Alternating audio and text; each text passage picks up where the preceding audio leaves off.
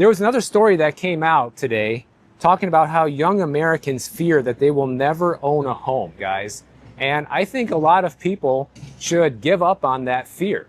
Like, there's nothing to be scared of. You actually can make this work to your advantage a lot, like we just talked about. But 23% of renters today under 40 say they don't plan to buy or are not sure they ever will be able to buy. And just 1 year ago, it was only 18% of renters saying this. Now it's 23%.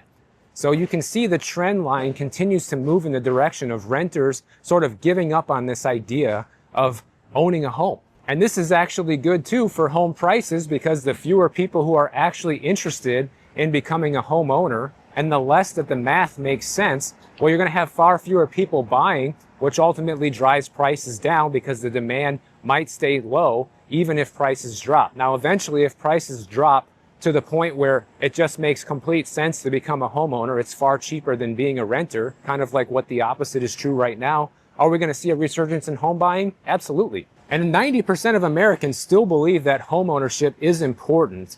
So it's not like there's a lack of interest in becoming a homeowner. It's really just a lack of affordability, but it really depends on what you do about it, right? Your next steps that you take because it's unaffordable is really the most important thing. Some of the other things that this recent survey data found out is financial anxiety is affecting people's decisions to buy or sell homes. Also, young people are particularly discouraged right now, and fear about future finances is on the rise. More than 75% worry about having to cut their spending right now. 66% are afraid of a job loss. And 57% of current homeowners are now worried about being able to make mortgage payments. That's more than half, guys. And the mortgage delinquencies have been creeping up. So have the foreclosures. Is it going to be on the level of 2008? Probably not. Just like Jeff said, I agree with that. I don't think we're going to see a massive wave of foreclosures unless something seriously breaks in the economy. But having that many people worried about being able to afford making their mortgage payment is a very worrying statistic.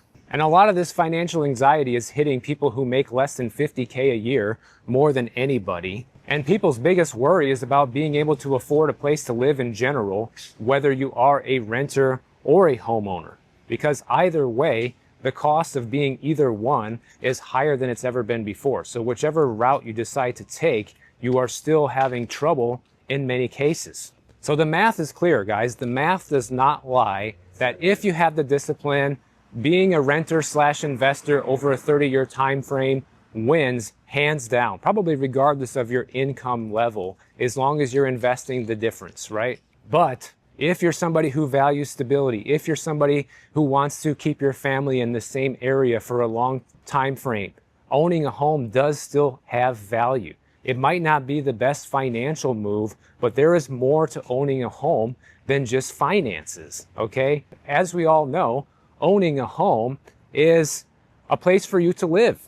It's not a long-term investment like social media and all these people have made it out to be. The most important thing about owning a home is, do you like where you live? And does it provide the stability that you are striving for in your life? And if it does, then the difference in the financial gain may not even matter to you. I just wanted people to know that there is a significant difference at today's prices and interest rates of where you're going to end up down the road. So if you guys enjoyed this video, make sure you subscribe to the channel. And if you don't want to wait for my next video to come out, check out this one on the screen right over here, and I'll see you in the next one.